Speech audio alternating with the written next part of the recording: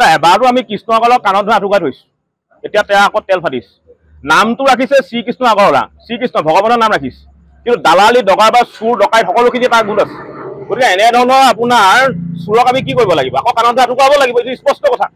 আজি বীৰ লাচিত সেনা অসম শিৱসাগৰ জিলা সমিতিয়ে কৃষ্ণ আগৰৱালাৰ বিৰুদ্ধে প্ৰতিবাদী কাৰ্যসূচী হাতত লৈছে আৰু আমি জাতীয় সংগ্ৰামী সেনা অসমে পূৰ্ণ সহযোগিতা আগবঢ়াইছোঁ আমাৰ স্পষ্ট কথা এটাই যে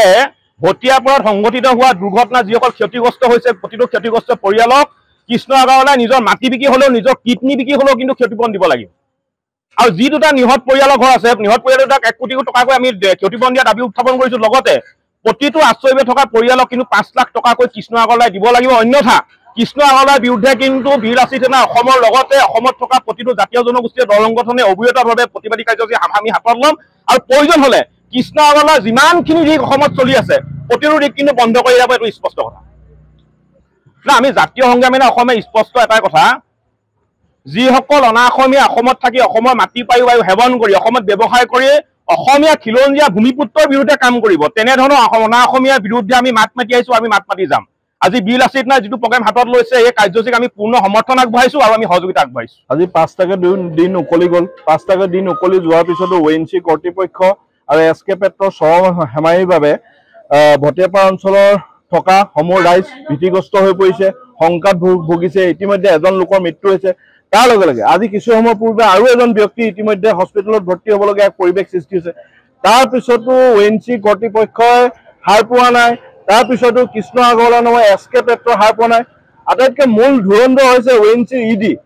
আটাইতকৈ বদমাছ মানুহজন হৈছে ONC ED তাৰ লগে লগে তাতোতকৈ আৰু এজন বদমাছ মানুহ হৈছে কৃষ্ণ আগৰৱালা যিজন আগৰৱালাৰ অফিচৰ সন্মুখত আজি আমি বীৰ লাচিত সেনাৰ সহযোগত আমি অসমীয়া যুৱ মঞ্চত অৱস্থান কৰি আছো তাৰ লগে লগে এটা কথা স্পষ্টভাৱে ক'ব বিচাৰো যে ONC কৰ্তৃপক্ষই আজি পৰ্যন্ত যিসমূহ ভটিয়াপাৰা ৰাইজ আছে যিসমূহ এই গেছ নিৰ্বাপিত হোৱা স্থানত যিসকল ৰাইজ ভীতিগ্ৰস্ত হৈ ঘৰ বা এৰি আশ্ৰয় শিবিৰত থাকিবলগীয়া হৈছে সেই ৰাইজৰ কাষত কিন্তু এতিয়াও ONC ED সন্মুখ হোৱা নাই তেখেতে সংবাদ মাধ্যমৰ আগত তেখেতলোকে কি ব্যৱস্থা গ্ৰহণ কৰিব কেনেধৰণে এই গেছ নিৰ্বাপিত কৰিব তাৰ বিষয়ে তেখেতলোকে বিতংভাৱে কোনো ধৰণৰ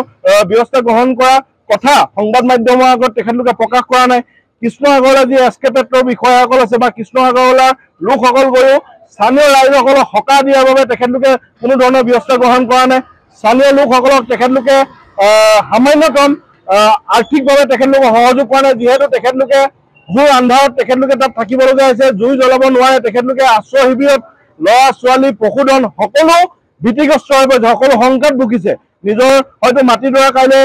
যদি বাগজানৰ দৰে দ্বিতীয়বাৰ পুনৰ ঘটনা সংঘটিত হয়তো সেই মাটিডৰা আৰু মাটি হৈ নাথাকিব বিভিন্ন ক্ষেত্ৰত আমি দেখা পাইছোঁ যে ONC চূড়ান্ত হেমাহি SK পেট্ৰয়ে 2 নম্বৰী পাইপ লগোৱাৰ বাবে আজি এই ঘটনা হয়তো সংঘটিত হৈছে বুলি আমাৰ শংকা হৈছে কিন্তু ONC কৰ্তৃপক্ষই SK পেট্ৰক চোকা নজৰ দিয়াৰ পৰা সদায় বিৰত থাকে কিয়নো ONC ED SK পেট্ৰৰ পৰা বৃহৎ ধনৰ লেনদেন কৰে বুলি আমি শংকা কৰিছোঁ আৰু আমি মুখ্যমন্ত্ৰীয়ে ইতিমধ্যে তদন্তৰ ঘোষণা কৰিছে আমি মুখ্যমন্ত্ৰীক দাবী জনাইছোঁ EDৰ ওপৰতো তেনেধৰণে এক চূড়ান্তভাৱে EDয়ে যিটো হেমাহি কৰিছে বা EDয়ে আজি পৰ্যন্ত ভটিয়াপাৰা ৰাইজৰ সন্মুখত তেখেতে থিয় দি ভটিয়াপাৰা ৰাইজক আশ্বস্ত কৰিব পৰাকৈ তেখেতে কোনো ধৰণৰ বক্তব্য ৰখা নাই গতিকে EDৰ ইয়াত চৰম হেমাহি আছে EDৰ ইয়াত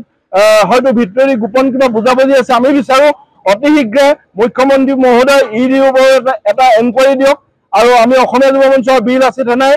যেতিয়ালৈকে SK পেট্ৰই বা কৈলাশ ভৱনে স্থানীয় ৰাইজৰ ক্ষতিপূৰণৰ ব্যৱস্থা নকৰে তেতিয়ালৈকে বীৰ লাচিত সেনা যি প্ৰতিবাদ কৰিব তাত আমাৰ সম্পূৰ্ণ সহযোগ থাকিব।